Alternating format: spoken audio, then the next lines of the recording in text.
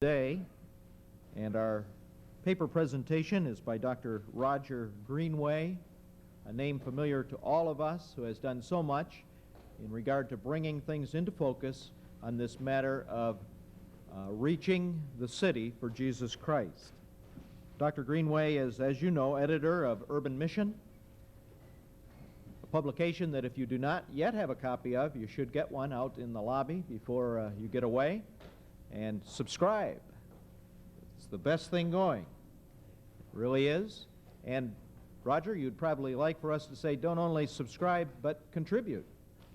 I'm sure that you're looking for fresh, new things to put in, and you would love to hear from you.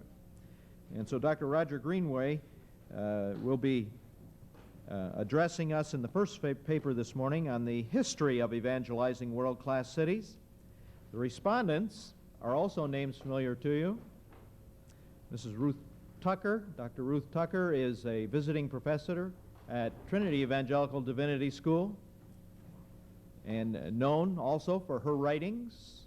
From Jerusalem to Irian Jaya is a very familiar text on our campus, and I'm sure on the desks of many of you.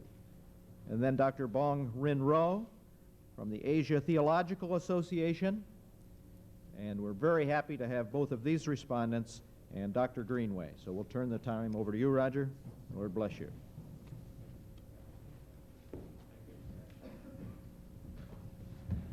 Thank you. What a great place to hold a conference on urban evangelization.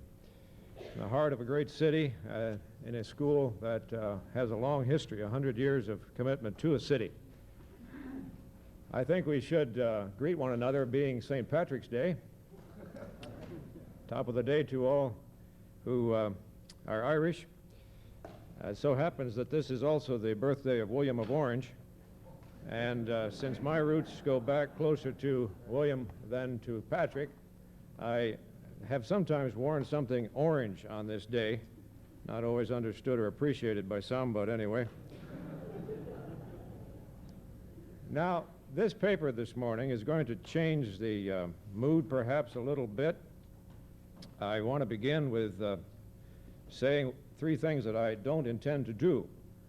First of all, I do not intend to be upbeat.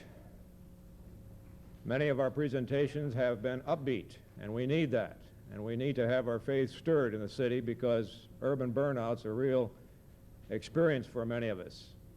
And there's lots of things that discourage urban mission. But I'm not going to be particularly upbeat. I am going to be analytic, and I want you to be.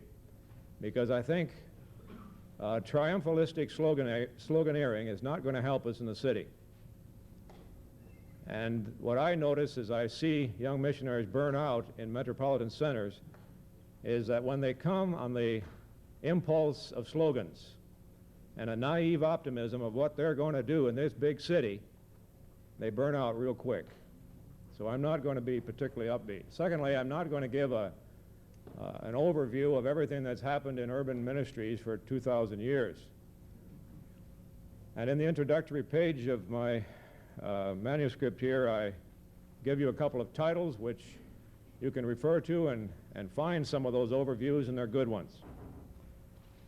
And the third thing I'm not going to do is I'm not going to be narrowly American, though I may sound like that.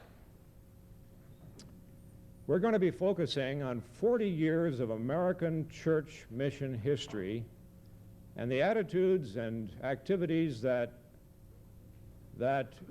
were initiated and developed during that formidable period. And maybe some of you from third world countries are going to say, all he's talking about is North American reality and history. But I want you to do some thinking beyond that, because you have to deal, fortunately or unfortunately, with American missionaries and the attitudes and the programs and the way of doing things that we come with to your countries. And now as the world is exploding in cities and peoples are moving from villages and towns and other countries to these metropolitan centers, and the heterogeneity of the city is multiplying all the time,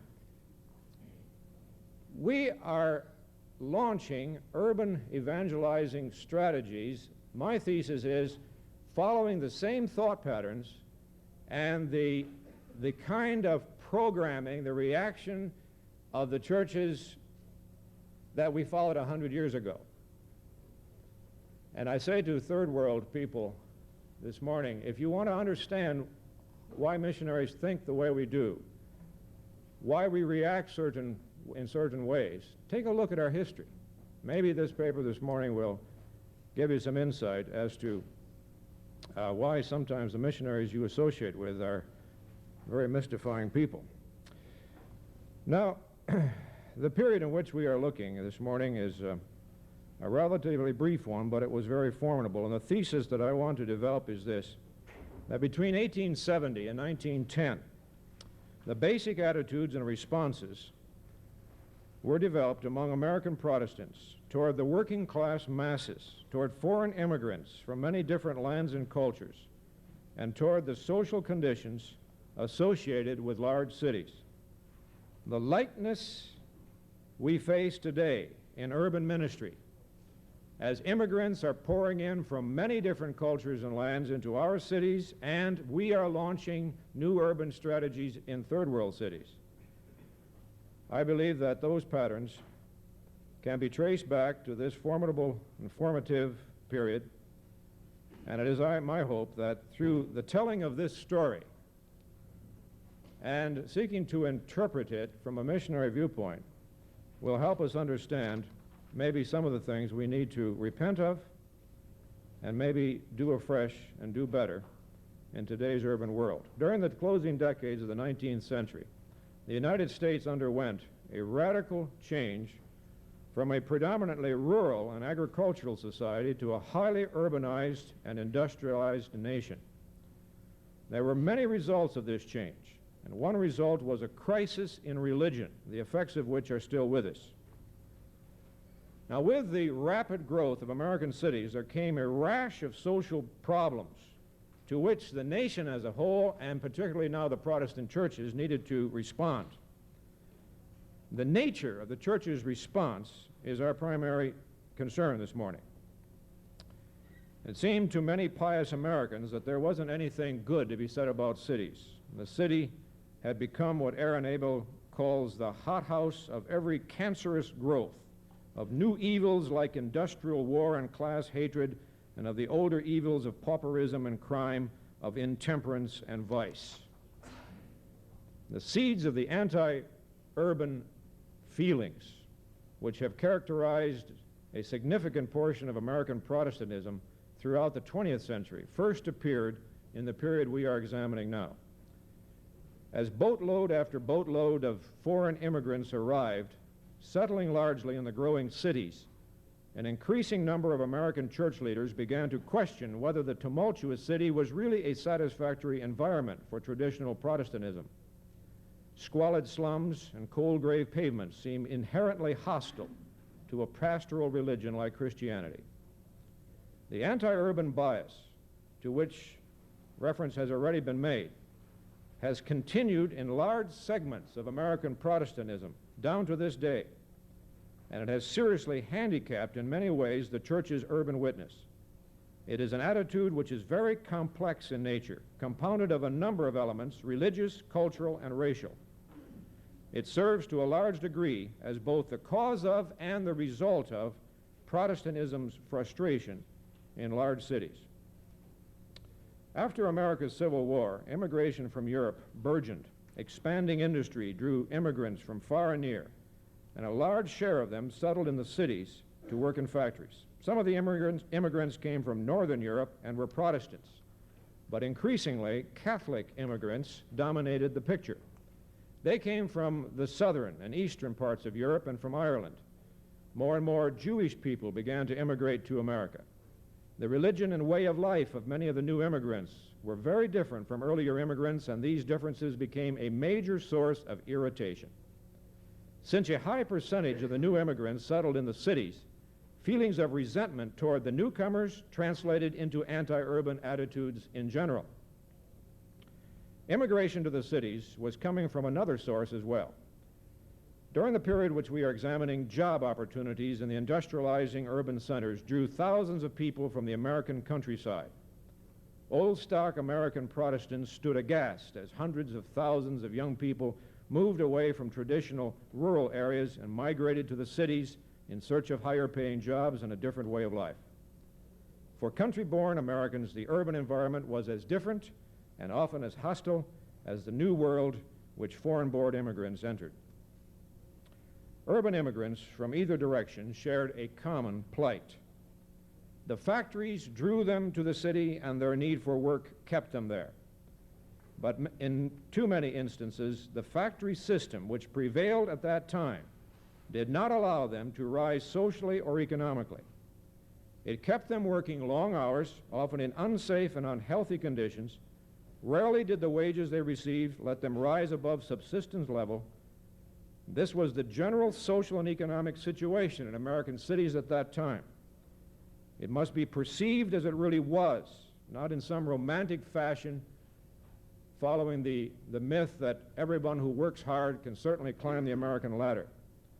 We must understand as it really was if we're to understand the reactions of the churches, the thinking of religious leaders, and the attitudes toward religion among rank-and-file Americans.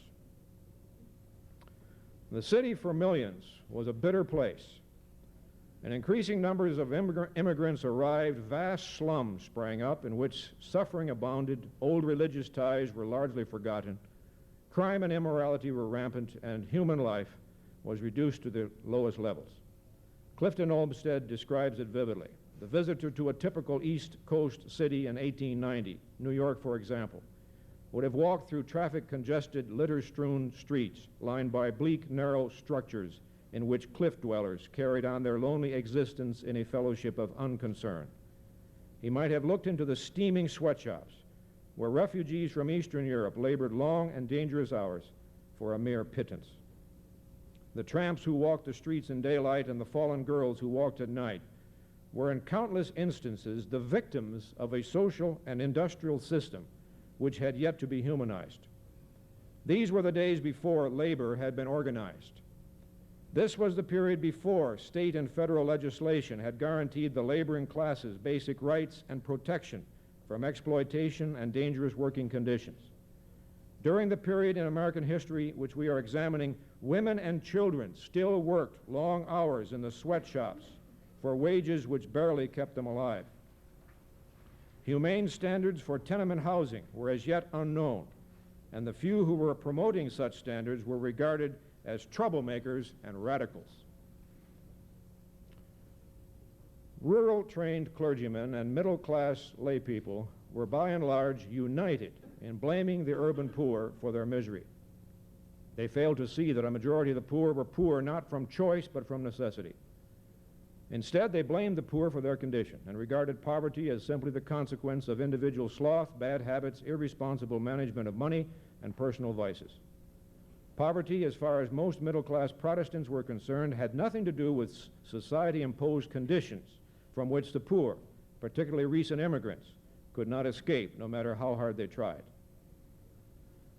19th century Protestants were not yet prepared to think in terms of social forces which worked against the poor, enslaved them, and stamped out of them all vestiges of decency, morality, and religion.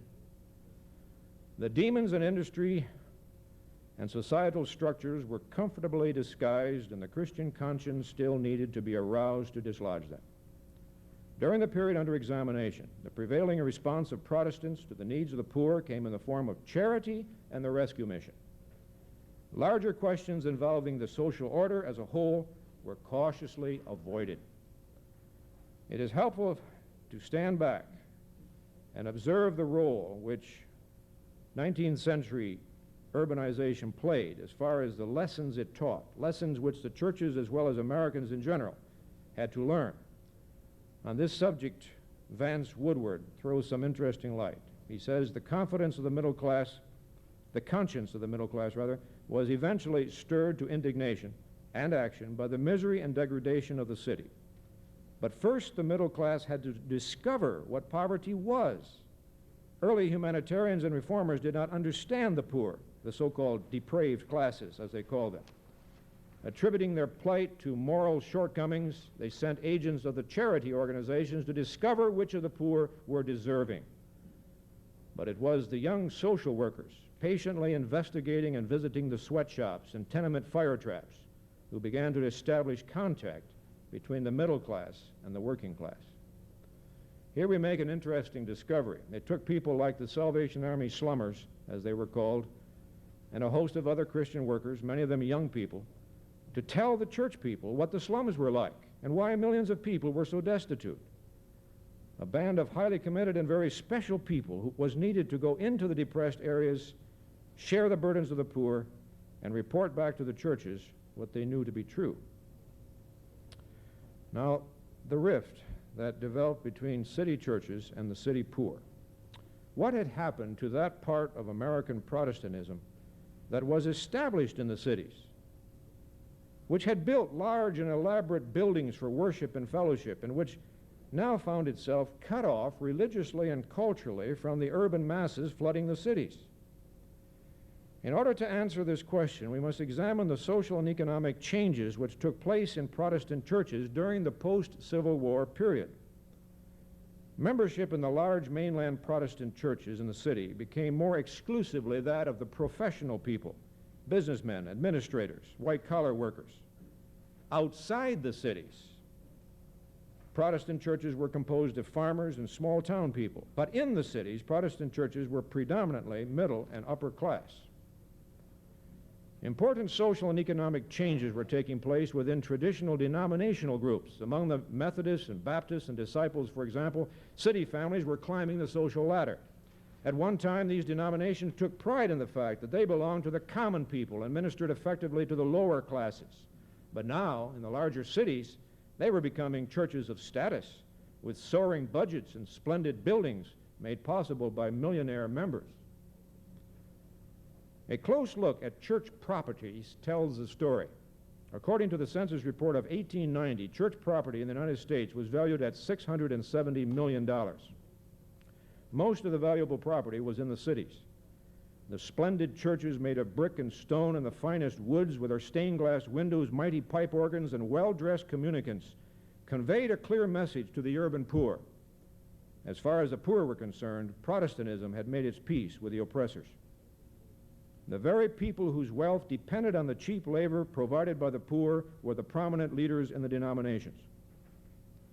Churches might even be the owners of slum tenements, as Trinity Church in New York City was, thereby earning for themselves all the burning hostility which the poor generally feel toward those who collect their rent. The urban environment was influencing churches in a number of ways. The city church of the later 19th century was a far cry from the democratic meeting house of an earlier, less urban America. Instead of being a center of community life and activity, the city churches of this period became Protestant cathedrals, estranged and alienated from the residents in the neighborhoods where the church buildings stood. Sermons were tailored to the needs and interests of the middle and upper class members, most of whom lived at a distance from the church. As for the poor at the door, the church's only answer was benevolence. The church's regular program of activities and main interests were, with very few exceptions, geared to social and economic levels which effectively excluded the urban masses. Running away from changing neighborhoods has been occurring in American cities for a long time, and the lower classes have not failed to get the message. The pattern of relocating every time new people move into the area can be seen in the history of countless churches. The abandonment of old neighborhoods was happening already at the time of the Civil War, and the pace increased as the century moved on. As American cities began to grow and working-class industrial workers, not blacks or Hispanics in this case, but whites from southern and eastern Europe and from America's own rural areas, moved in, old stock Americans relocated, taking their churches with them uptown.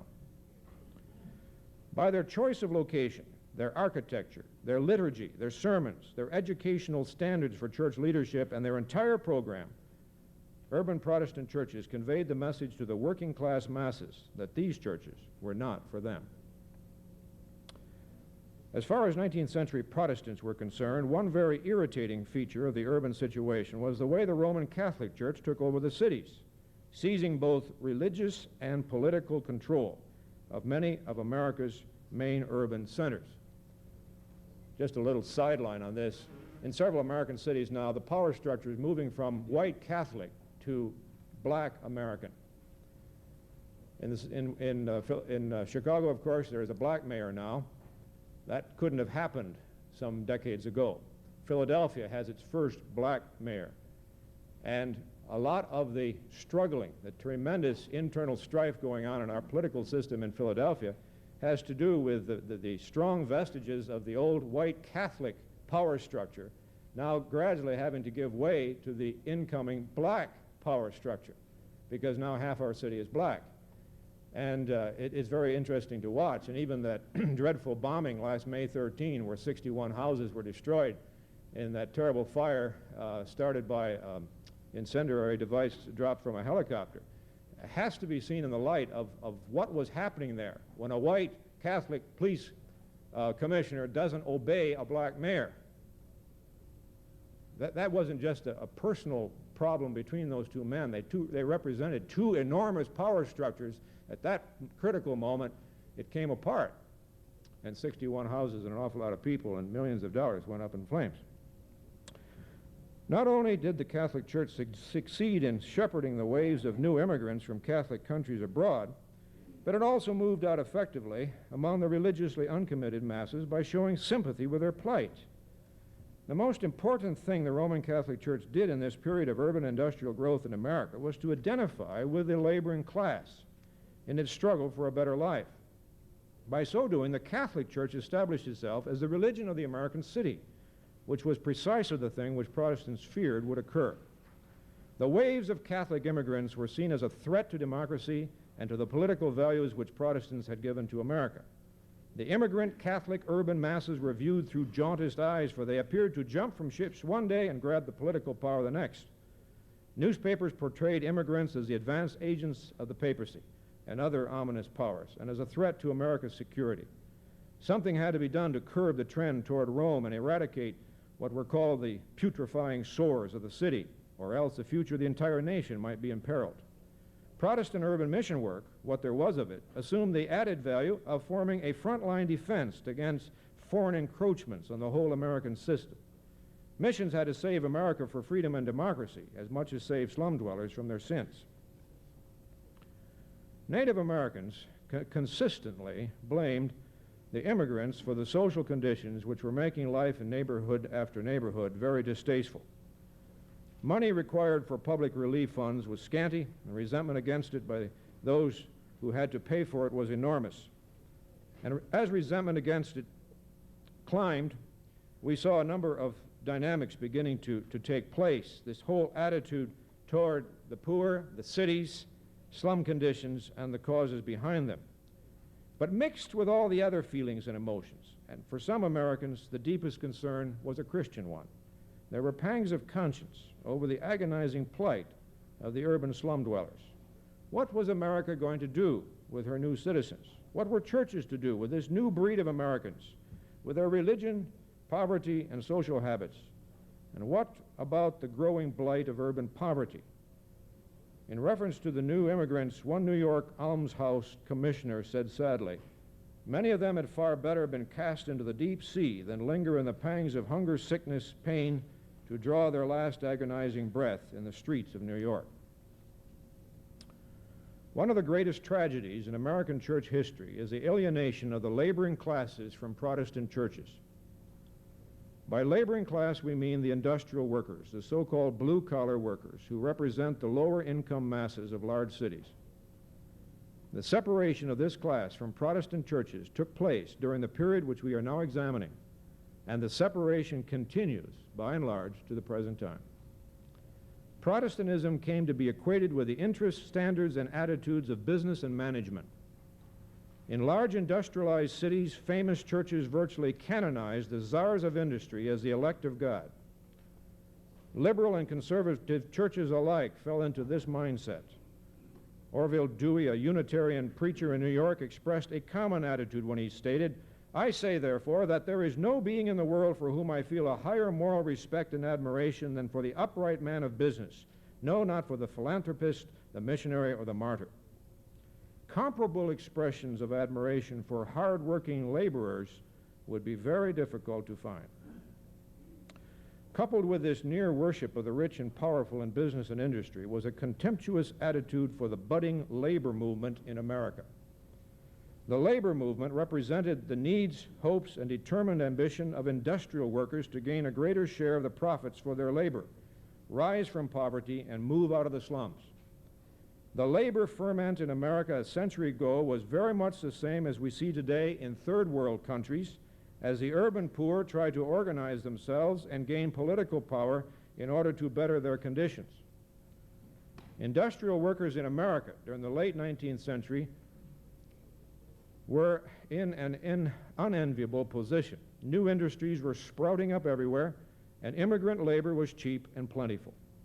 American industrialists, utilizing immigrant labor, were as free from accountability to the workers as Roman patricians were free regarding their slaves.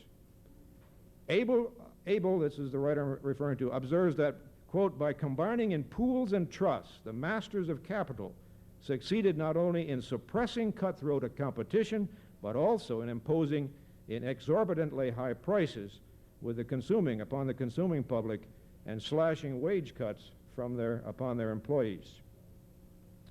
During the 1880s, industrial conflict grew and strikes broke out. Swelled by immigration from overseas and from rural America, the number of wage earners nearly doubled during the decade. Yet the economic conditions of the workers improved hardly at all. Why should their wages be increased when a steady supply of fresh immigrant workers, so poor they would work for any amount, was readily available?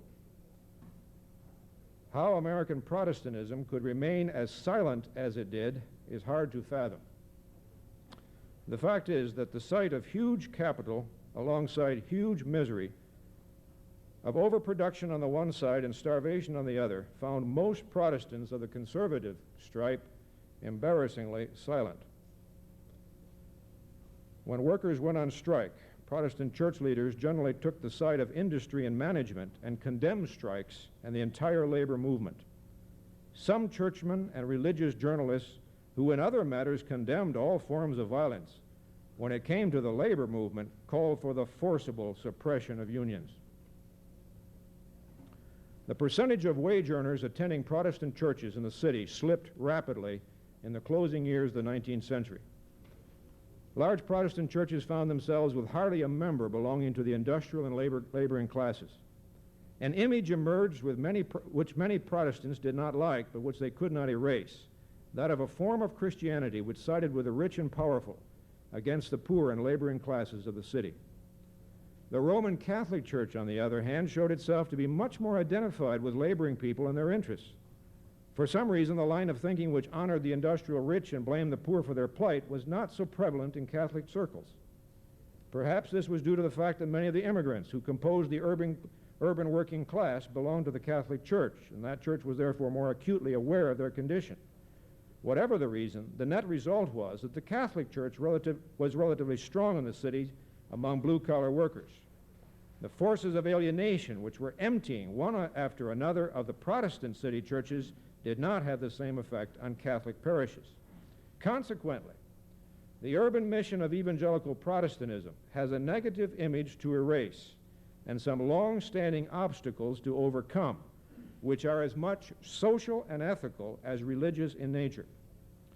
In a rapidly urbanizing world in which the cries of the poor, and I can't help but insert here that I detected a definitely distinguished note of this kind in every one of the third world people that has spoken at this consultation.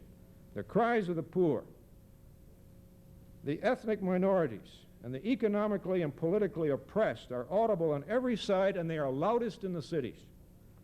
Men and women concerned about missions must give serious attention to the whole question of Protestantism's long-standing identification with the middle and upper classes and its refusal to take seriously the demands and the aspirations of common workers. Today, as they did a century ago, the urban masses are asking for more from us than sympathy and benevolence. Now, during this period, there was a growing concern among Americans over the needs of the urban masses. And this concern took various forms. It was both outside the churches and inside. Outside, it took the form of broad humanitarian concern in regard to slum conditions and the poverty of new immigrants within the churches, it occurred as throughout the nation a genuine Christian concern began to be mounted to help the urban poor physically and materially in the name of Christ and win as many as possible to personal faith in the Lord Jesus. In the second part of this paper, I want to examine with you several, just a sampling of the organized expressions of this evangelical concern for the urban masses. And the ones I have selected are representative of many others. Each has something to say to us nearly a century later as we struggle today over many of the same issues in cities in North America and in cities throughout the world. And I also want to add something that's not in the paper you have before you, something about the social gospel and how it developed in an urban context. At the end of the American Civil War, a number of associations were formed to try to find solutions to the deteriorating conditions in American cities. Probably the most fruitful of these was the American Christian Commission, which developed through the inspiration of James Irwin Yeatman of St. Louis.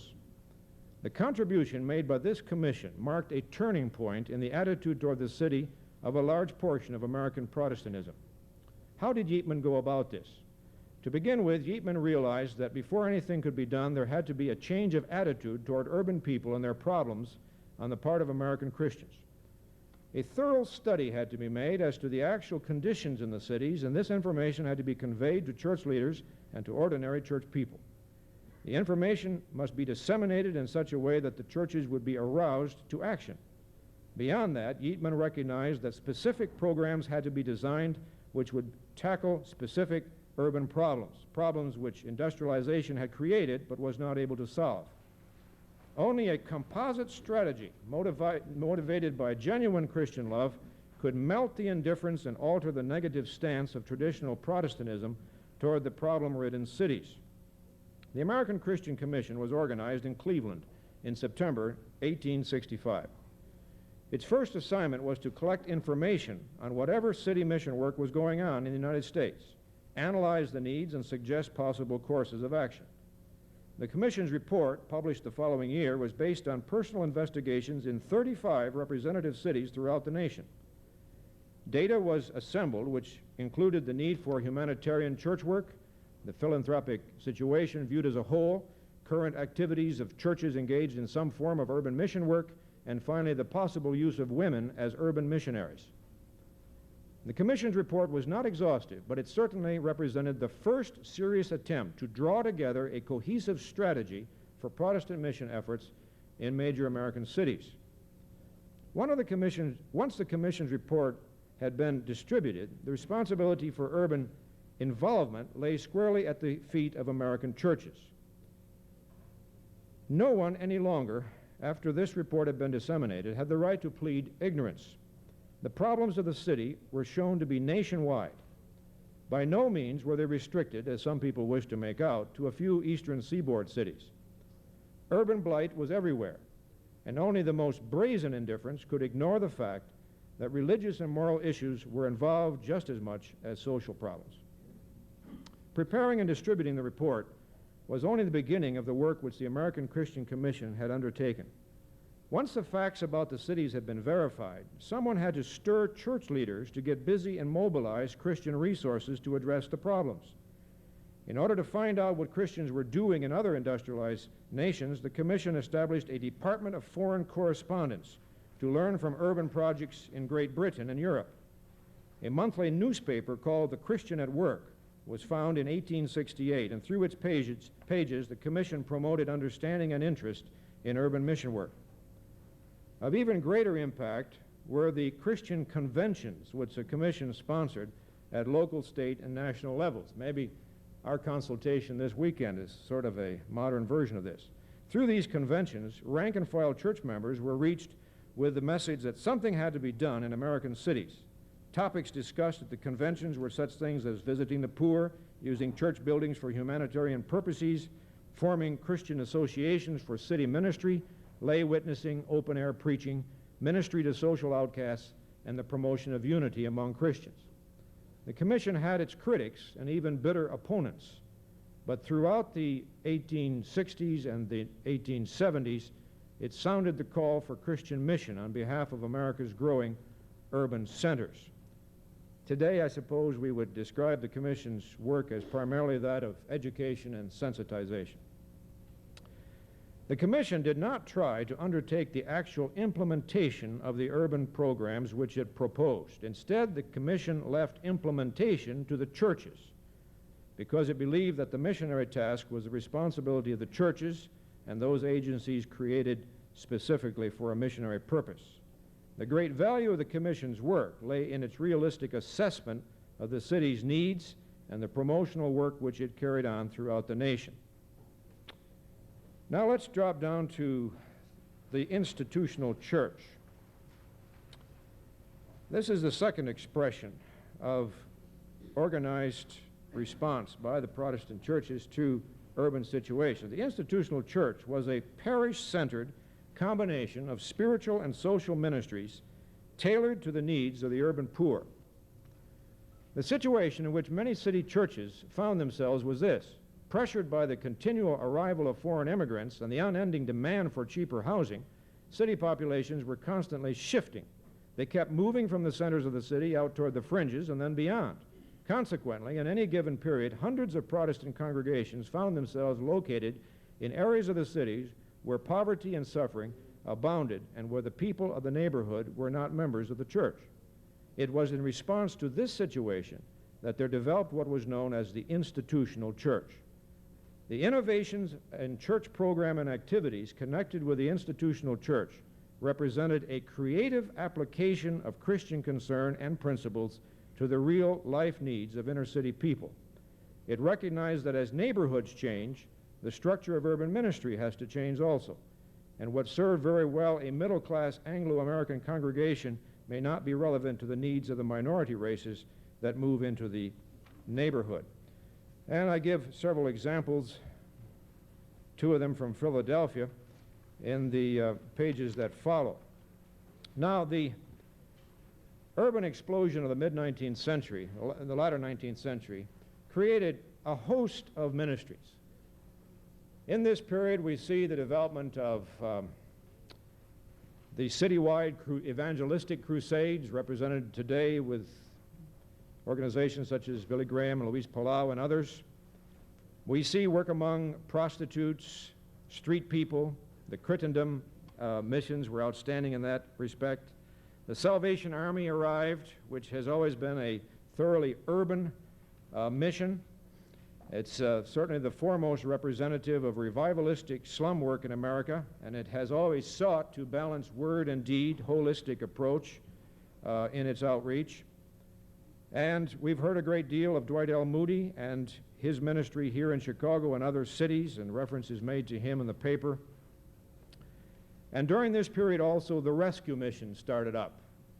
And it was in 1876 that a man by the name of Jerry McCauley started the Water Street Mission, and 6 years later the Cremorne Mission in the worst part of New York City, and this became a pattern for rescue missions which developed in the latter part of the 19th century all across North America. I did not include it in the original paper, but something needs to be said, I think, at this point, about the social gospel which arose during this same period. Because the social gospel has been referred to in this consultation and always seems to crop up when we talk about holistic urban ministry.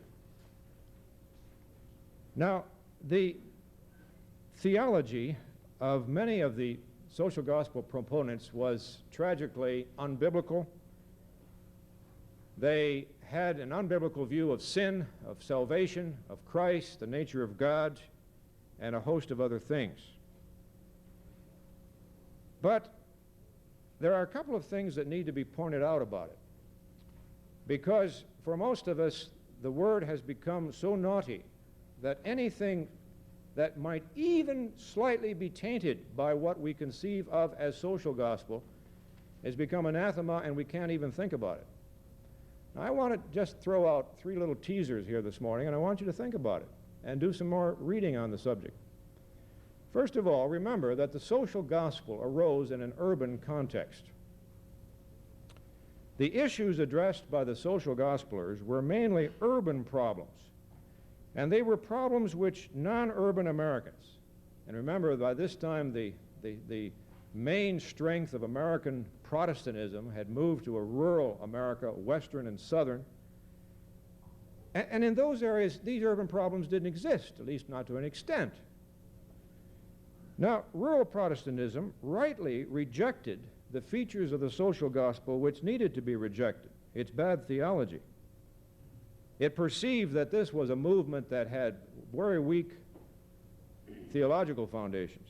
But the tragic thing was that along with the rejection of the bad theology, it rejected the agenda, which was an urban agenda filled with social problems which, unfortunately, either were unknown because they were far away, or we simply didn't care to deal with them.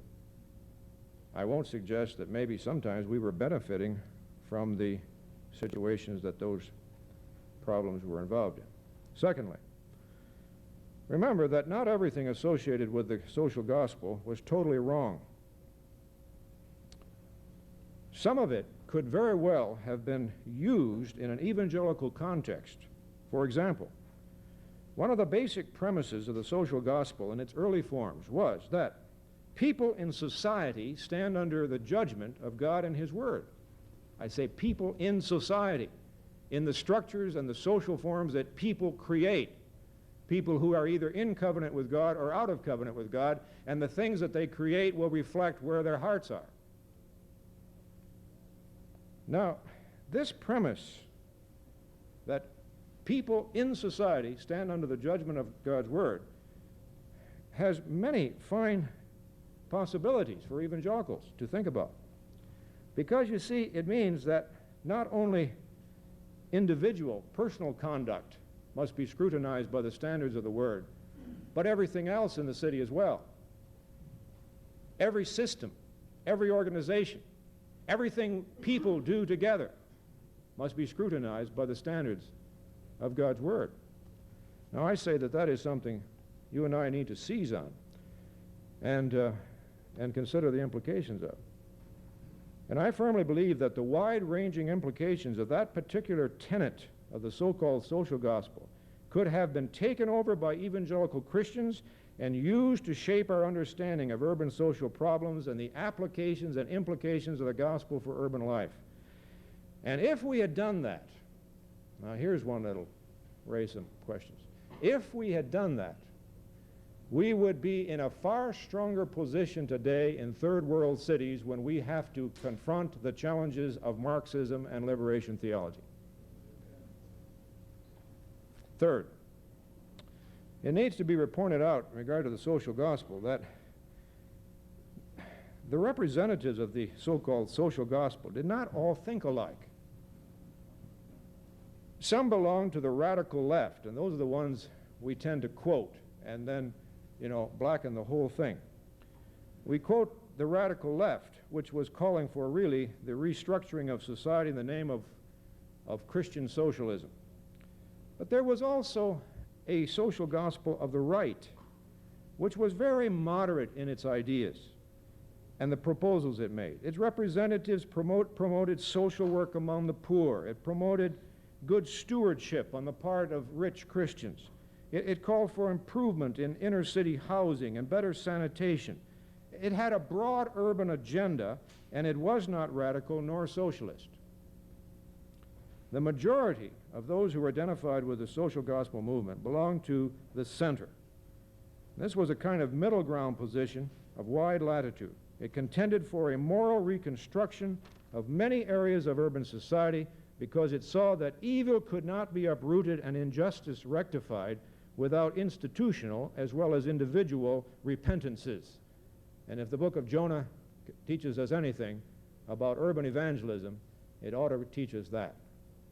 The repentance of the city is from the mayor's office all the way down to the animals that bear our burdens on the street. Well, something to think about. Now we must wind this up, and the responders are are anxious to get started. By 1910, the die was cast, and Americans realized that large cities were here to stay, and we're going to have to contend with them.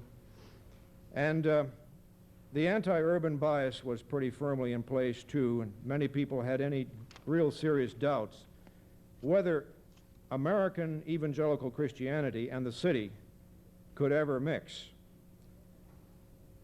And I think this perhaps is one of our major problems as we talk about evangelizing world-class cities today.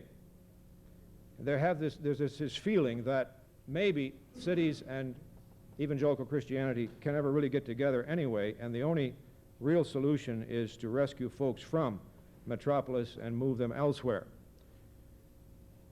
Urban evangelization in the 20th century continues to face the dilemma of how to proclaim the whole gospel of the whole Christ to the whole city. How do we evangelize the masses of city dwellers, the poor as well as the middle and upper classes, in ways which effectively address people as people, with temporal as well as eternal needs, keeping word and deed together as Jesus did in genuine biblical and holistic urban strategy? I think that that is one of the burning issues we face in any examination of the evangelization of world-class cities. Well, there's more in the paper, and I'm going to conclude here. I think history can tell us something. We learn from our successes, but certainly also from our mistakes. Triumphalism has no place in urban mission. Sloganeering is not going to win the city. And so I suggest that we do some hard thinking, some fresh assessments, and let us try to not repeat the mistakes of the past. We've got a gigantic task ahead of us. Thank you.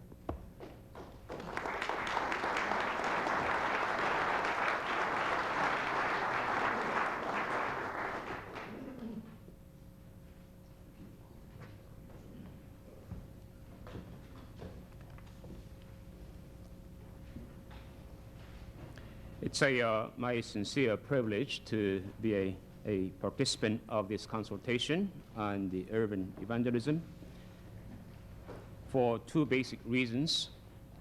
One is that I have learned a lot about the a world-class city evangelism here at this consultation.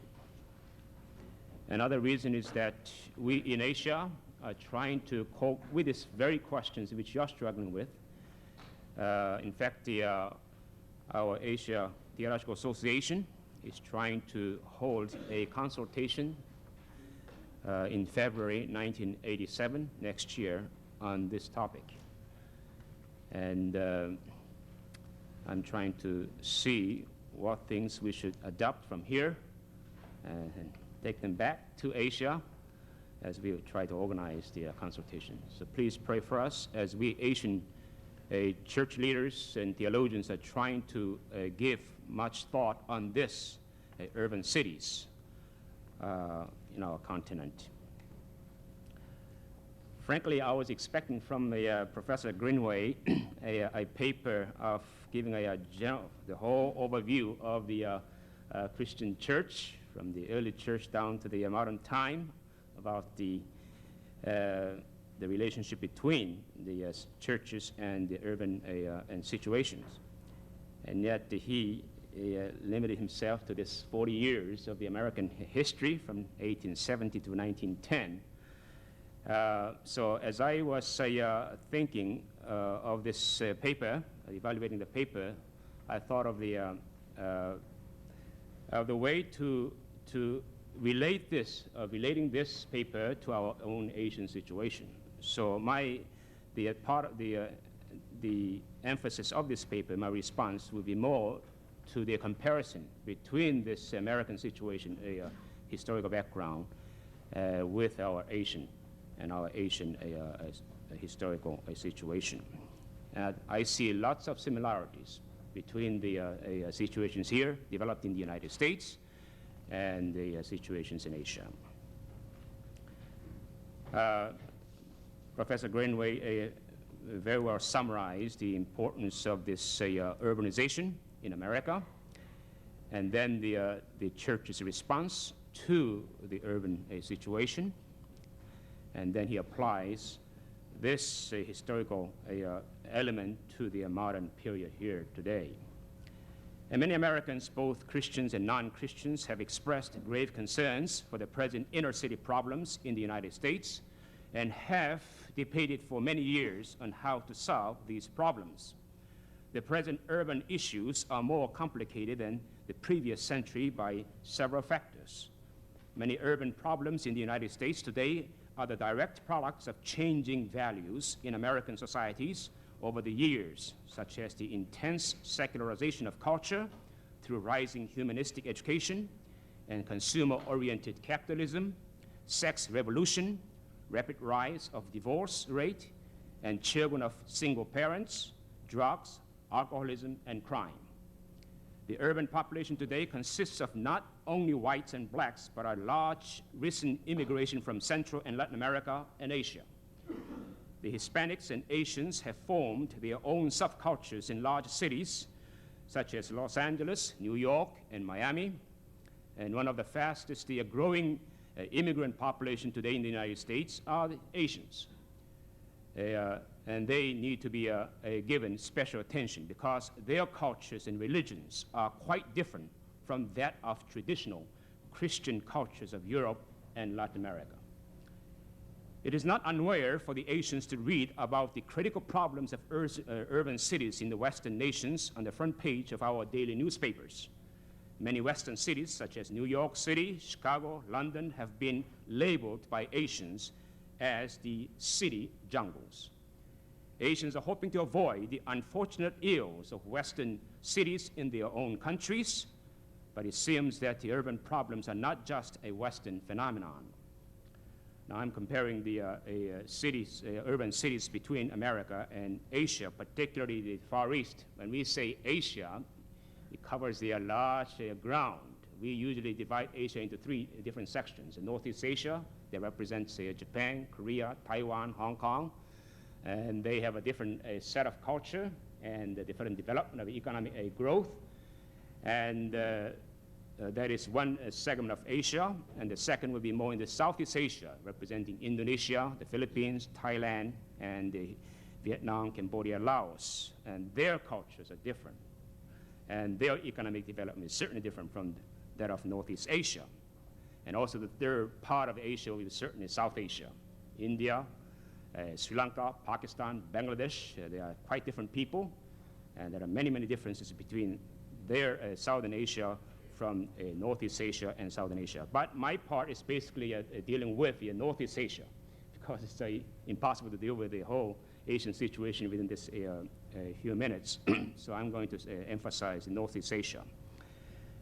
Professor Greenway points out that the rapid urbanization with mass immigrants from Europe to meet the labor market of industrializing American society occurred between 1870 and 1910. But in Asia, this was the peak of the Western colonial period.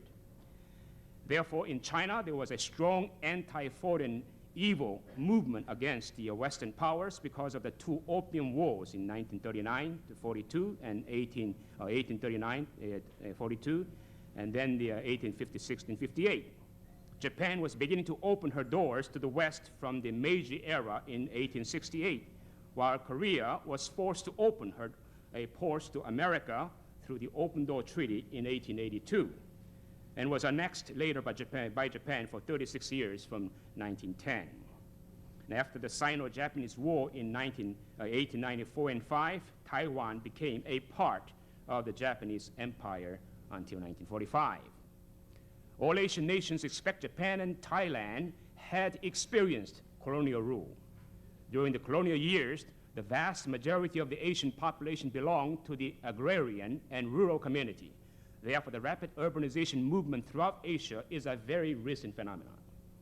Since Asia is the largest continent with 2.8 billion people, that is about 58% of the total world population. In a multicultural background, 2/3 of all the metropolises in the third world in 1970s, 48 of them, out of 48 of 72, they are located in Asia. In this paper, we would like to look at the urbanization of the Far Eastern nations, where there has been the fastest industrialization and urban development.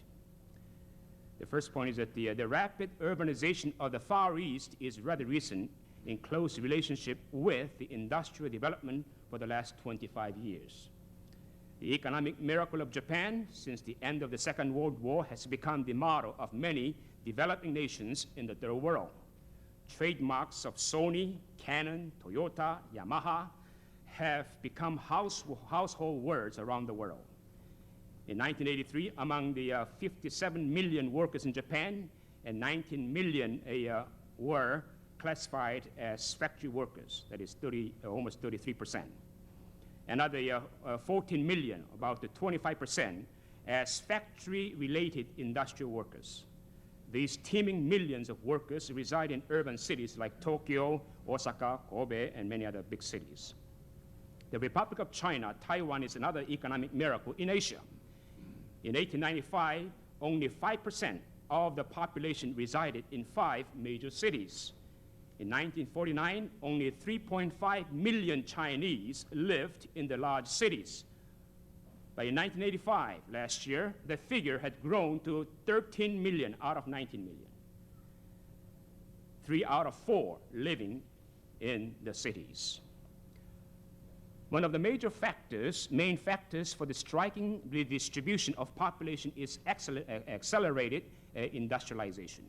During the period of 1952 to 82, all economic factors had rapidly expanded with products of goods and services in agriculture, industry, and services with annual rate of 4% and 13% and 12.5% respectively. From 1953 to 1982, the farming population declined in Taiwan from 56% to almost 19% of the total workforce, while the industrial workforce increased from 17% to 41%. In 1980, 6 years ago, only 1/4 of the city population in Taiwan were natives of those cities. But today, 69% of the population resides in the city of 50,000 or more, and 13% live in the capital city of Taipei. Export processing zones were first established in Kaohsiung, in the southern section of Taiwan, in 1966, and 2 more were added in the central section of Taiwan in 1969, and later in Taipei, in the north, for exporting goods of all kinds, which are often seen in American stores. There are 2.3 million factory workers in these industrial areas. 80% of the labor force in the zones are young girls, and thousands of other single men and married couples have been attracted to urban cities for work. Korea follows a similar pattern after Japan and Taiwan. The Korean Consultation on Urban-Rural Mission Affirmation, which was held in Seoul in June last year, 1985, stated that 4.3 million workers, comprising 67% of the workforce, are on wages around $120 a month for 48 hours a week work. Approximately 65% of the workers in this wage bracket work 48 hours a week, and Korea displays the longest average work hour of any other country in the world, averaging 54.4 hours for all kinds of work in 1984. Seoul alone houses more than 10 million people, 1/4 of the total population. This kind of rapid urbanization is commonly observable in other countries, both in Southeast Asia and South Asia, especially after the late 1960s. The urbanization and industrialization in most parts of Asia are the recent development of the last 25 years through internal migration and have many similarities to that period of the 1817 to 1910 in the United States. The second area is this basic difference between East and West. First, rampant crime in cities of the world today have raised a grave concern for individual safety. It is a well-known fact that it is not safe to walk alone at night on the streets of major cities in America. Various reasons can be given for the street crimes committed, and one important reason is the proliferation of fire weapons possessed by individuals.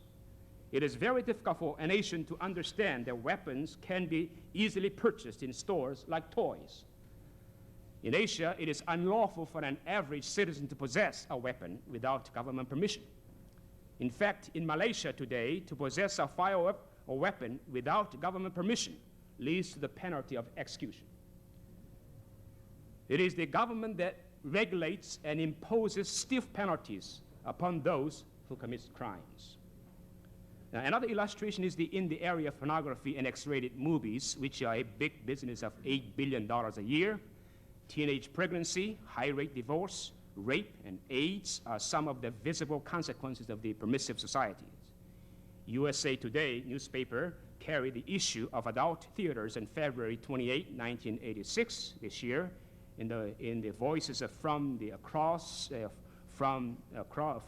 USA. The question was, should cities be allowed to restrict adult theaters? The answer of 41-year-old youth agency director from Sias Falls, South Dakota, represented the majority of the 7 people who answered. I'm quoting him. True, pornography isn't good for our youth, but lots of TV program shows are not good either.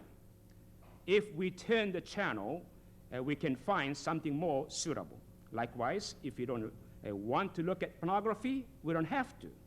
Everyone has a right to choose, and that right should prevail. The best censor in the world is yourself. Now, in most Asian countries, it is the government, not the individual, that controls pornographic adult theaters for moral foundation of society.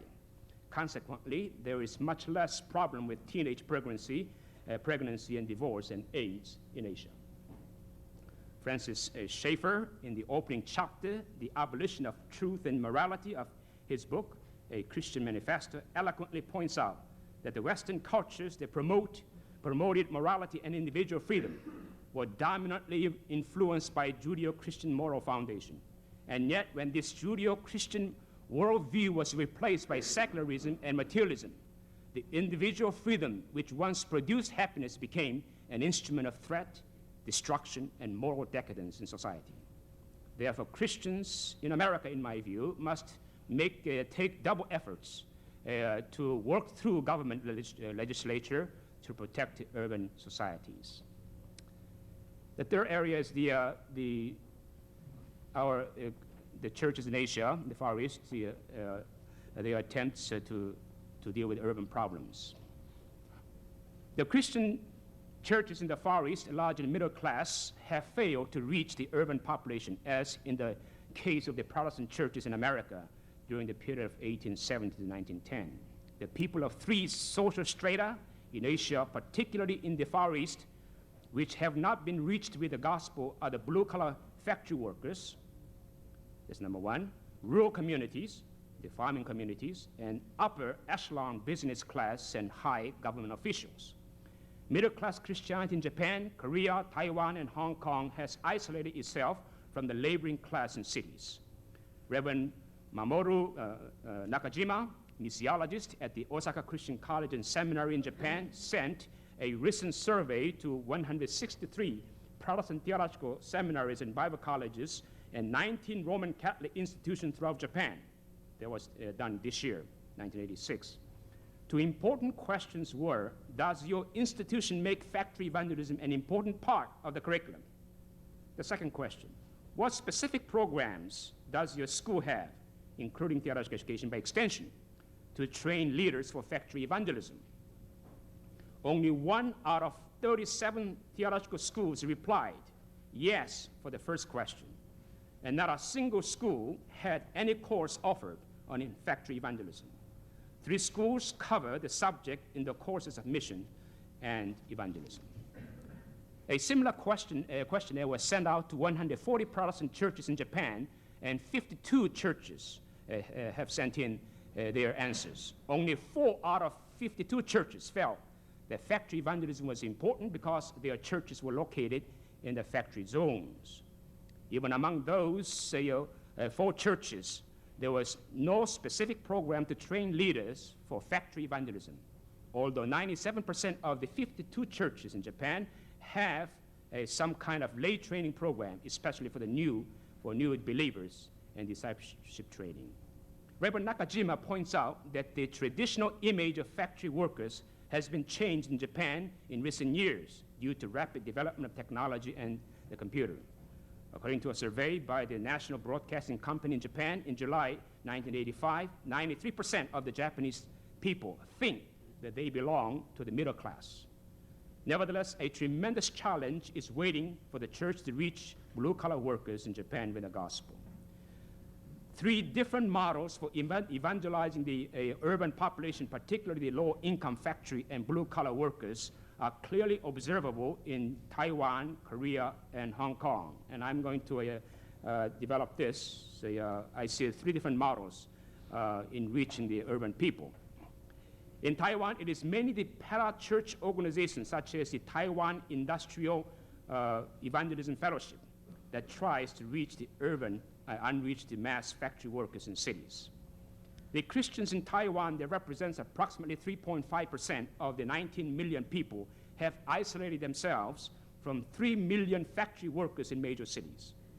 Overseas Missionary Fellowship, OMF in Taiwan, initiated the work of factory evangelism in Kaohsiung in 1969, and consequently, this Taiwan Industrial Evangelism Fellowship was formed in 1979. The first Chinese co-workers joined in this fellowship, and then today, this fellowship is effectively operating with several Chinese and missionary staff in all 3 export processing zones under the leadership of Dr. Chai Kuo-shan.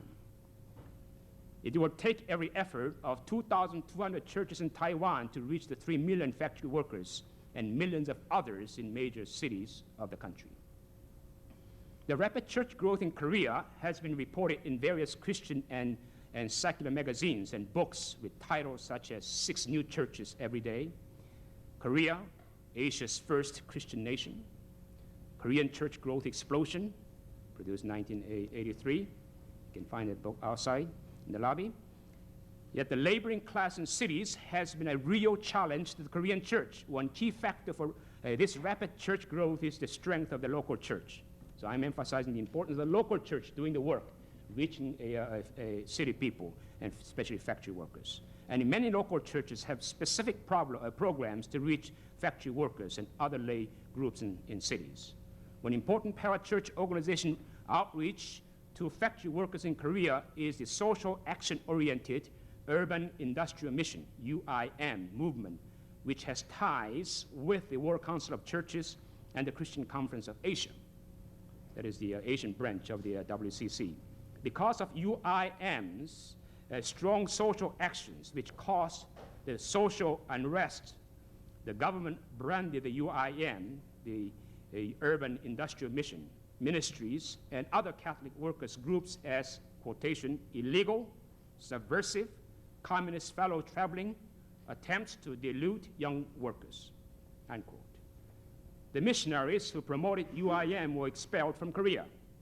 This government opposition with business management cooperation against UIM caused the churches to drop their support, and as a result, the UIM centers by 1985 last year were reduced by more than half. And the Greenway, literally Christian Friends Associations, another interesting phenomenon to reach better educated workers and technicians in office buildings. It is a kind of Christians in Industry Fellowship group with limited objectives, evangelism and fellowship.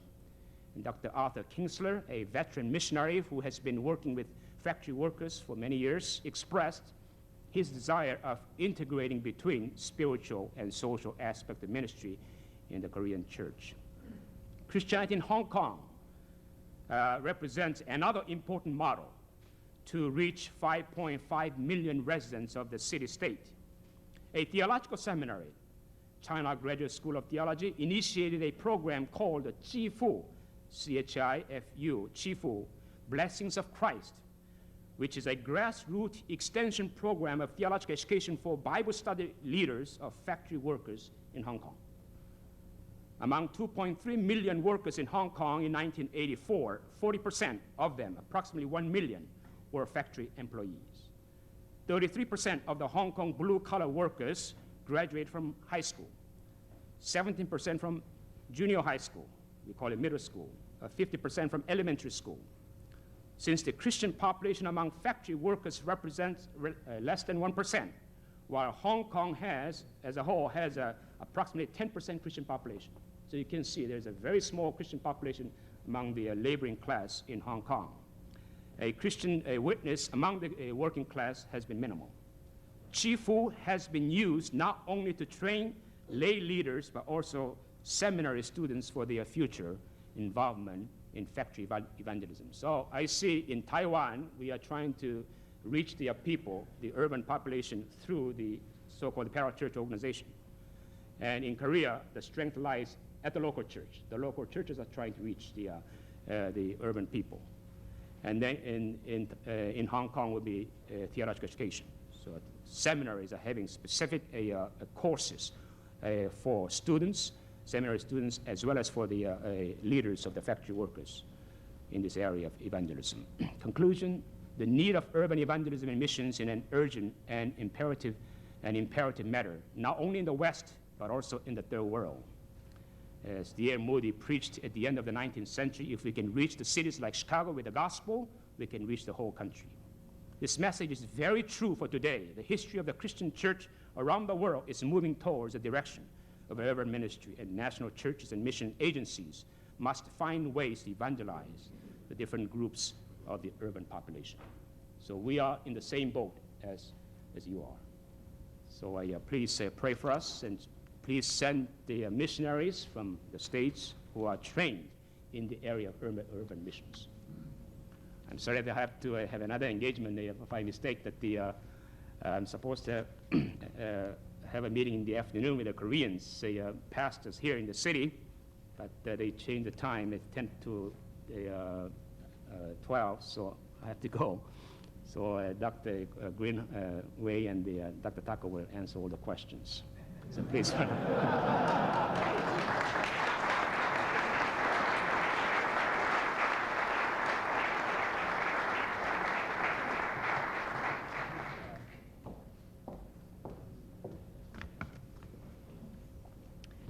Thank you, Dr. Greenway. Roger and I have some things in common. We're both from Grand Rapids, Michigan. Formerly, Roger is from Grand Rapids. There's a great divide between us, though. He is CRC and I'm RCA. To some of you who aren't from Grand Rapids, you may say it's all one and the same. We're all a bunch of Reformed people up there, but to those of us who live there, Christian Reformed and Reformed Church in America are two entirely different groups. In fact, in the old days, when a CRC married an RCA, we called it a mixed marriage. I won't hold that against you, Roger. Professor Greenway has done a commendable job of presenting the history of urban evangelism in the United States from 1870 to 1910. It is a subject that has been given very little attention by historians, and he has, in this paper and in his book, Calling Our Cities to Christ, made an important contribution to the field. I confess, however, that I am disappointed that the paper is focused only on the work in America. The effective urban ministries of Kagawa, Onioto, Kobayashi, and Yamamuro in Japan, and the work of Ramabai, Subama, and others in India are just a few of the outstanding historical models in the two-thirds world that could give us insight on urban evangelism in world-class cities today. When we focus our historical study on urban ministries solely in America, however, the application to today's world-class cities is more limited. Although Professor Greenway states that, quote, the labor ferment in America a century ago was very much the same as we see today in many third world cities, he does not offer specific examples of such or cite studies that would verify his claim. Nor does he show us how this comparison aids urban evangelists today. In other respects, Professor Greenway's research does not present meaningful parallels to non-Western urban ministries. His study indicates that urban evangelism has been neglected because of the middle-class mentality of Protestantism. Here his point is well taken. Numerous historical studies indicate that Protestants fled the immigrant vice of the urban centers for fear their own children might be contaminated. But it would be difficult to make a parallel between such a sociological trend in America and the failure of Protestant missions to focus their evangelistic efforts on third world cities. In fact, the case could be made that middle-class mainline Protestant missionaries more readily undertook urban evangelism overseas than did the more working-class-oriented faith missionaries who often concentrated their numbers among remote tribal groups.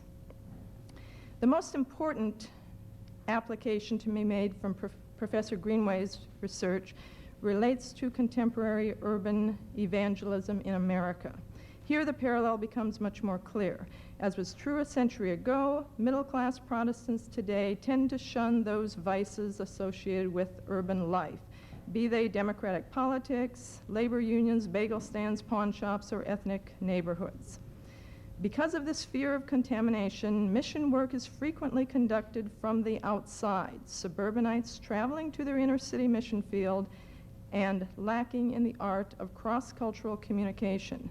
Too often, these evangelicals betray their penchant for Republican politics and the middle-class lifestyle. This evangelical, social, political, economic mentality was brought home to me recently when a colleague of mine commented in a public forum that he could never in good conscience attend a church whose pastor was a Democrat. I don't know if we might have some closet Democrats sneaking around in this conference even. I thought of having you all bow your heads and close your eyes and raise your hand if you're a Democrat, and I would pray for you, and maybe the situation would improve.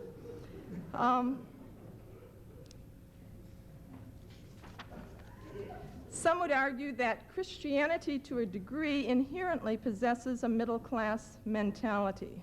The work ethic, the shunning of alcohol and gambling, and the heightened concern for the future generation combine to thrust the working poor into the middle class. The end result, of course, would be that the converts of urban evangelism, in the process of adopting middle-class values, would flee the city, thus frustrating the work of church planting and long-term ministry. John Wesley confronted this phenomenon more than 2 centuries ago in his ministry among the working classes. He was distressed when he realized that the effect of the work ethic on the industrial poor was often to propel them into the middle class with its accompanying materialism and shunning of urban life. It is paramount then to develop urban ministries and churches with staying power, ministries that meet the needs of the people where they are. In this regard, the contemporary scene in American urban ministries is not without its success stories. An example is Shalom Ministries, founded by Dr. Claude Marie Barbour, an ordained Presbyterian minister who began working among the urban poor in Gary, Indiana in the early 1970s.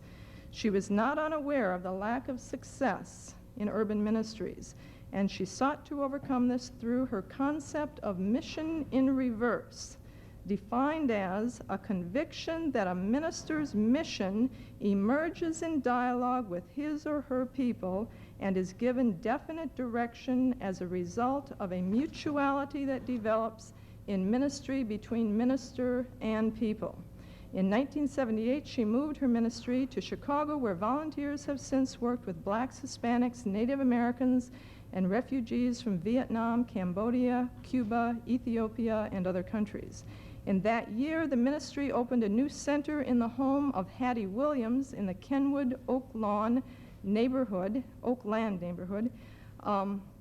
Williams, a black woman who had been a community activist for more than 40 years, was eager to launch into a Christian ministry that would multiply her efforts. Using the mission in reverse concept, she instills in the members of her community the pride of being teachers to the seminarians and church groups that come to learn. The work of Barbour, Williams, and their female associates illustrates the significant role women can play in evangelizing world-class cities. This has been true historically as well. Women have had a profound impact on urban ministries during the period under consideration, though few historians have recognized this. As so frequently happens in the writing of history, writes Patricia Hill, the women have simply disappeared. You know, it's not just the women, though. Others have disappeared. How many of you have ever heard of Charles T. Walker? One. He was one of the greatest evangelists this country has ever known. How many of you have ever heard of D.L. Moody, Billy Sunday?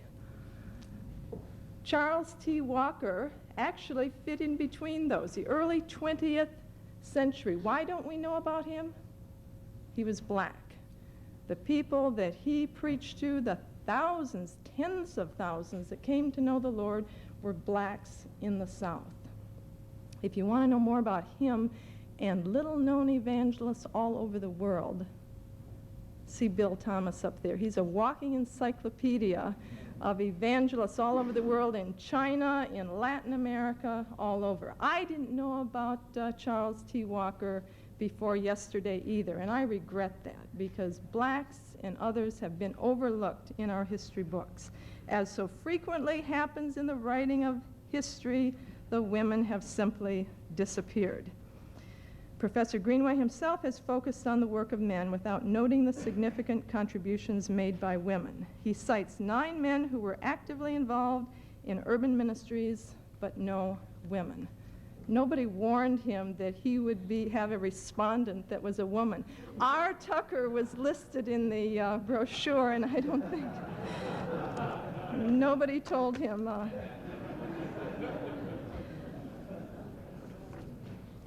Indeed, it was the women's home mission societies in the early years of the 19th century that were the first to reach out to the urban poor.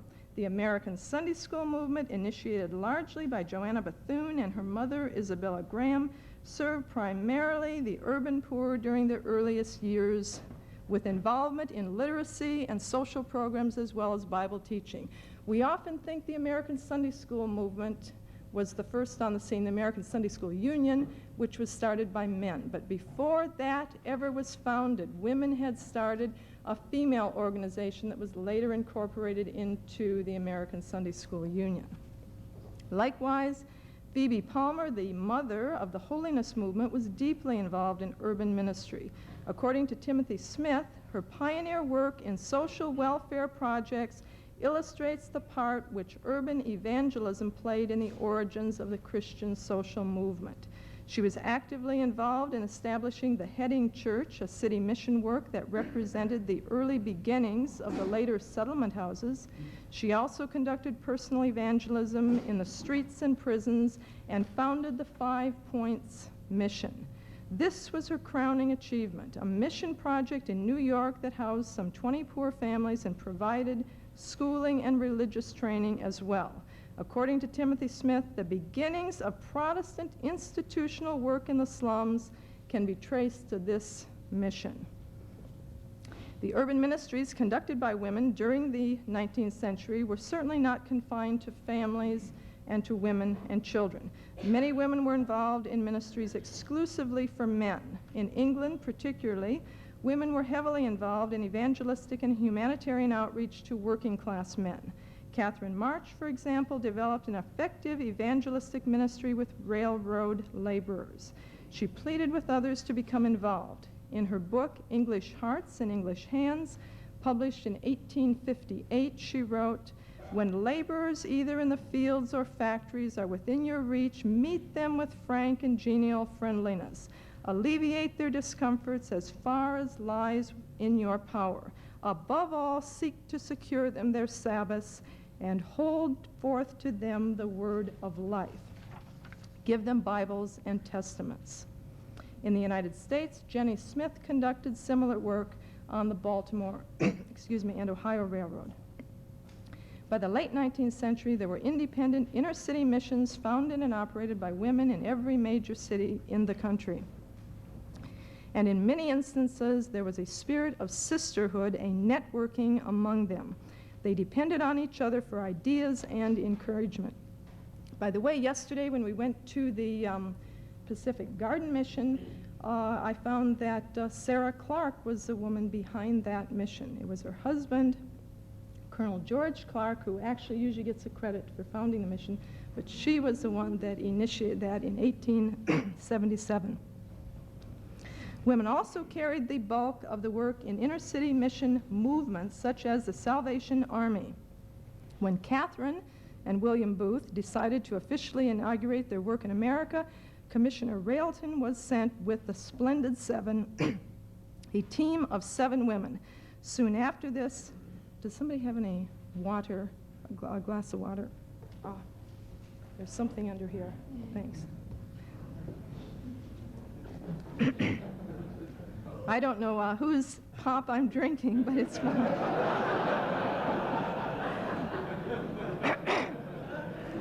I sleep with a humidifier next to my bed at home, and these dorm rooms, if I can make a plea to Moody Bible Institute, you have awfully dry dorm rooms.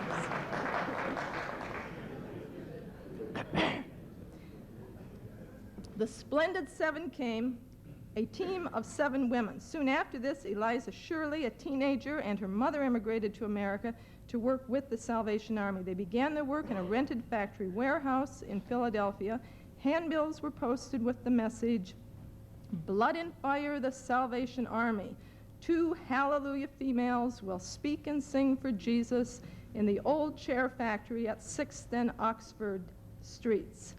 And you said sloganizing win the cities. I don't know how much this slogan helped in the evangelism, but the first service, which brought out only 12, quickly the numbers increased, and a few weeks later, every bench in the factory was filled, every foot of standing room was taken. The success of these and other women prompted William Booth to say, "My best men are women."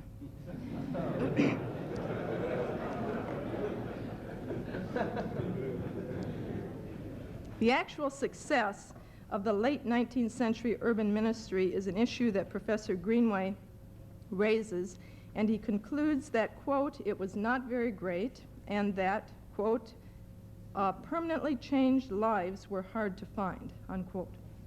This matter needs further research, but it should be pointed out that there were many significant success stories. Of the vast army of women who volunteered to serve in urban mission work, an amazing number were recruited from the mission homes themselves. By the way, yesterday, our guide at the Pacific Garden Mission himself had been converted through the mission, and of course we all know of Mel Trotter and Billy Sunday and others who have come out of the urban city missions. Many women, too, many of the workers were recruited out of the city missions. Seth Cook Rees, writing in 1907, cites many such cases in his book, Miracles in the Slums, or Thrilling Stories of Those Rescued from the Cesspools of Iniquity and Touching Incidents in the Lives of the Unfortunate. The following are only a few of the trophies of slum missionaries, and I'm going to be quoting some of this as I list a few of these. Orpha, who fell prey to a professional procurer, became a slum missionary and an ordained deaconess. Little H, who had been taken to men's rooms and forced to drink, was later sanctified and went to Bible school in order to prepare to become a slum missionary. Miss M was put in jail for grand larceny and later became a missionary to the New York City slums. Lucy was ruined by her employer, who turned out to be a bartender, and was put in a Negro sporting house. After she was rescued, she began teaching Sunday school to 19 scholars. Dicey was a drunkard, cigarette fiend, and user of morphine, cocaine, and other drugs, and later became a slum missionary. Little Ella, who was sold as a prostitute for $5, later became a Quaker and started preaching. And Christine, a pregnant teenager who was forever hopelessly ruined, was called to be a slum missionary and went to Bible school for training. I don't know if they all came to MBI or not, but went on to Bible school to serve then as missionaries. A common bond that held most of these women, from Phoebe Palmer and Jenny Smith to the Hallelujah Lassies and the girls rescued from the cesspools of iniquity, was their association with the Holiness Pentecostal movement. Indeed, a major aspect of the early Pentecostal movement was the inner city mission work. Movements such as Florence Crawford's Apostolic Faith in Portland, Oregon, were made up largely of poor and working class people who did not shun the city. And elsewhere during the early years of the 20th century, the Holiness Pentecostal movement was at the forefront of urban ministries. What then can we learn from history to better equip the church today to meet the needs of urban populations? The historical record shows how effective women have been in urban ministry, and this factor should not be overlooked as evangelical churches seek to reach world-class cities with the gospel. It also shows that some of the best urban workers are converted through the missions themselves. Likewise, evangelism to the inner city poor might be far more fruitful if conducted by churches and denominations that are themselves made up primarily of the working poor and unemployed. It is for this reason, to a large extent, that the Jehovah's Witnesses have been so successful in the inner city. Other churches, such as Harold Carter's New Shiloh Baptist Church in Baltimore, E.V. Hill's work in Los Angeles, great ministries, large urban churches made up of the working poor, unemployed, and inner city people. Indeed, it may be too much to ask the middle-class evangelicals in general to shed their biases and effectively minister to those who live in an entirely different culture and who possess a worldview that seems as foreign as that of the pygmies of the Ituri forest. This does not leave the middle-class evangelicals without urban ministry. For too long, urban ministry has had a narrow focus of being associated with the poor. This is unfortunate. The face of the city has changed considerably in the past century, and evangelicals must be prepared to respond to those changes. One of the greatest needs today in the American city is ministry to the middle class, the upwardly mobile younger generation that is largely unchurched. Again, if I can refer to the Pacific Garden Mission, we learned yesterday that they're having some problems in their location down on the near south side. There are yuppies, thank you. There are yuppies moving into this area, and they're not too happy about the Pacific Garden Mission and all the bums it attracts. They want them out of there. What should the Pacific Garden Mission do? Should it hold out and say, wait a minute, we have a history here, or should it seek to meet the needs of a changing neighborhood? I asked our guide if there was any ministry to these yuppies who have moved in large numbers to that area, and he said he did not know of one evangelical ministry in that area. So there is a tremendous need. Are we effectively reaching out to this segment of society? What ministries can be implemented to advance this type of evangelistic work? Do we have historical models for such a ministry? And if so, what can we learn from them? Thank you.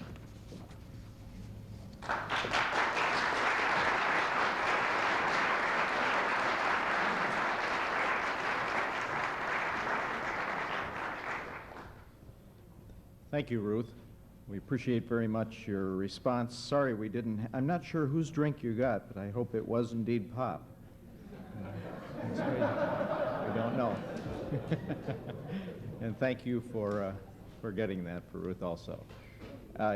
Yes. Pardon?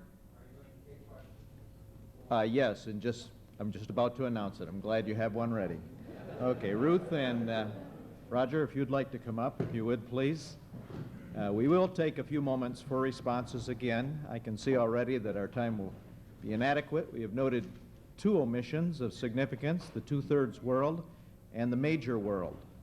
Those of the ladies that have been brought to our attention. I'm sure some of the questions will help clarify that. May I suggest that our questions be indeed questions, that they not be dissertations or special interests? Okay. All right. It has to be prefaced briefly. It seems to me that in all three presentations, the two responses we gave, we have a genuine dilemma that emerges as a theme here, which is the disaffection of the poor or of the working class in the course of the growth of Protestant Christianity. Now, we know historically that cities, one of the major developments within cities is the development of a literate class. And I'm wondering how we can handle this dilemma. Perhaps part of the bias, the anti-bias, is not so much an anti-urban bias. I've always felt it strongly as a class bias. I don't think anybody is going to accuse these three of a Marxist perspective, but there's no question that a certain classism has been articulated here as being at the very center of the problem in reaching the urban masses. That is, the bias that emerges between the literate class and the working class. Now, the dilemma, it seems to me, is this, that Protestantism encourages literacy. I once talked to a 78-year-old man on a mountaintop in Guatemala who for 3 years had been a Christian and during that time had learned to read, so he could read the Bible. It seems to me that serious Protestant evangelization and teaching efforts have always encouraged literacy, and we know that literacy is an escalator out of the working class. The question is, how can we defeat the cycle of disaffection from the working class when, in our best efforts, we really teach people to move out of the working class by means of literacy through reading the Bible? It's a genuine question. What do we do with this dilemma?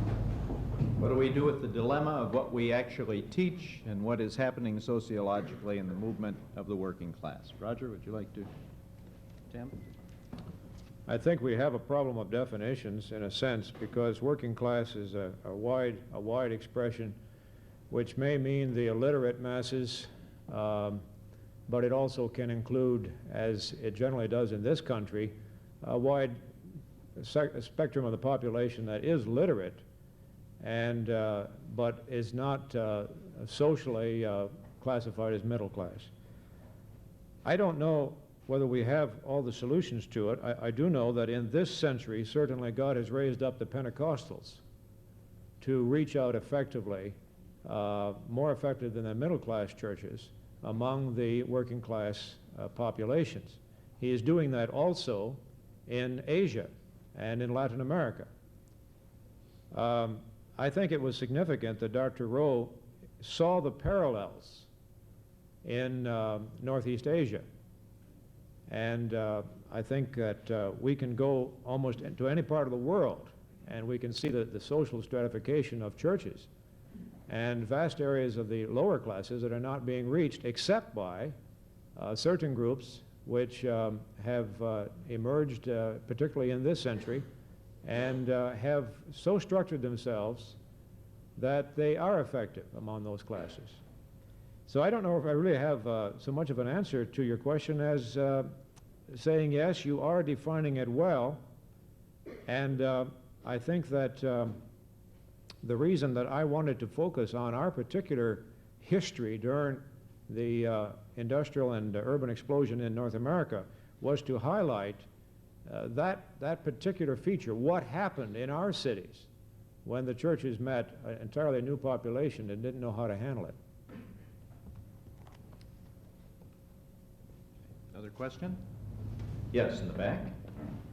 Dr. Rowe broadly hinted about the official policy use of the communist taboo in resisting evangelization. I wonder if we have a plan or project to monitor this development from our Western missionaries in the Third World. The role of communism in affecting the Christian mission in the urban setting? Is that official policy use of the communist bugabu in resisting evangelization. In other words, they are linking the evangelization effort with communism in order to stifle it. Okay. Do we have any plan or project to monitor reports from Western missionaries along this line touching on human rights? That's a good question in regard to third world cities in particular. Are we identifying the strategies of the communist world, in effect, for what we're doing in the cities and what they're trying to do in the cities?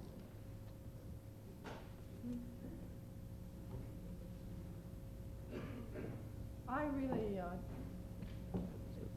don't have a lot to comment on that. I was very surprised that mission work ever would be associated with communist efforts. I think, are you speaking of Korea and the tying missionary work, urban evangelism, and the government held a tight rein and is holding a tight rein on that because it's associated with socialistic communist efforts. Usually mission work has been associated with the right and capitalism far more than any communist efforts. Yes, Dr. Rowe mentioned it in passing, and I wish you were here to Yes, I do. But, however, that is true in third world countries. Sometimes the efforts of Catholic and Protestant missionaries to help alleviate suffering by the poor or help human rights by victims are equated with communism in order to stifle it. That's just a trick. Actually, how can we be communists when we are working for the Lord? But the governments are trying to link us with communism in order to stifle us. I'm not sure of exactly what Dr. Rowe was talking about, but I'll just comment on your comments. There are places that whenever you talk about the poor and compassion for the poor, you're labeled a Marxist or a pinko. And overseas, we run into a number of situations. One is the communists may target a Christian missionary who is really effectively ministering to poor people's needs. There are places in Central America, for example, that the most dangerous job to have is that of a community development worker or a Christian agriculturalist, especially if you're quite successful. Because the communist knows that only desperately poor people who see no way out are likely to turn in desperation to a radical position such as Marxism.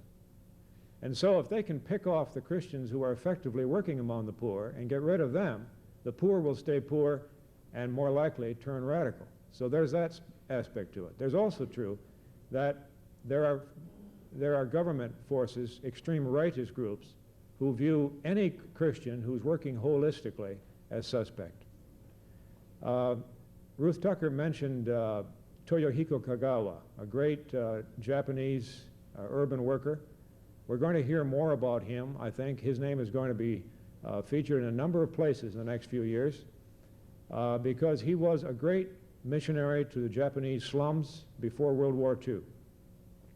There will be a major article on Kagawa in the May issue of Urban Mission Journal. That's my only commercial. It's interesting that on one of his trips to the United States, there were two groups that petitioned the State Department not to give Kagawa a visa. And you know who the two groups were? The Communist Party in America and extreme right fundamentalists. Neither wanted Kagawa. Why? Well, for the reasons we've been talking about. Briefly, that is true. Missionaries who help the poor are the targets of both the rightist government and the communists. Why? Because as a great Filipino once said, communism is a creed, a faith, a way of life. And only a superior creed, a superior faith, and a superior way of life can stand up against its challenges and eventually vanquish it. So this happened in the Philippines, and now we see people power waking up because we believe that democracy is superior, free, superior way of life, and that can eventually defeat communism. Thank you. Thank you. You've accentuated the fact that we who are involved in missions in the city need to deal with terms such as equality and equity in our understanding of justice. And that certainly is true and important in every city around the world for us to address. Yes. Dr. Tucker made a comment, something regarding that perhaps it's too much to expect the traditional Protestant churches to change their attitude toward the urban settings, and that maybe this has to be done more by congregations, denominations that have their members primarily among the working classes. And I was just wanting Dr. Greenway to respond to that comment. I was wondering what your reaction was to that. Okay, Dr. Greenway, a response to the comment that perhaps it's an impossible situation to cause our denominations to meet this flight from the city routine. In my more cynical moments, I would probably agree with that. But then in the morning, I repent, and I want to believe that the grace of God is strong enough even to change the attitudes of many of our mainline churches. I really do. And I'll keep pursuing that till I'm gone.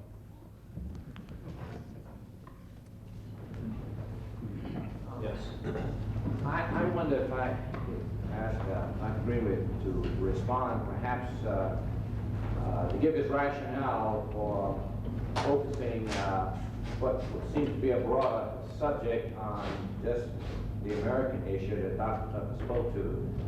And I just wanted to hear his rationale response because I happen to agree with him. Dr. Rose indicated that if we're going to send missionaries overseas, train them in urban ministry, and we aren't doing that very well here, and it seems like we need to get that focus here, and I just wanted to rationale.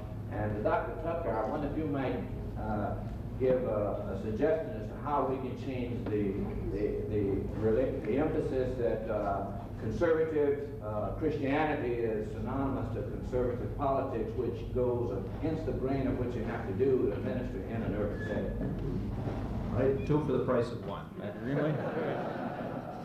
Okay, in answer to your question, first of all, I believe that missionaries, and especially now as we're launching a whole new era of world evangelization focusing on cities, we've got to look at our own history and understand the attitudes which we have had ingrained in us and have accepted. And that's why I focused on that. I think it's crucial. We better know ourselves before we try to interpret the world. I think that third world people have to understand us in the light of our history and where we've come from. And when third world people can't understand our dichotomizing between word and deed, physical and spiritual, temporal and eternal, and they think holistically because their culture is holistically, and they can't fathom us, they've got to understand where we're coming from. And that's why I'd like to have, everybody from the third world think about where we've journeyed to.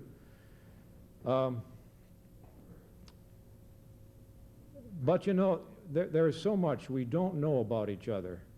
Ruth Tucker mentioned how ignorant we are of great ministries. We haven't talked about the black church, which is the strongest and best church by and large in most North American cities today. My wife and I live in the inner city, in a neighborhood that only 5% is white. 4 blocks from our house is the largest Protestant church in the Delaware Valley.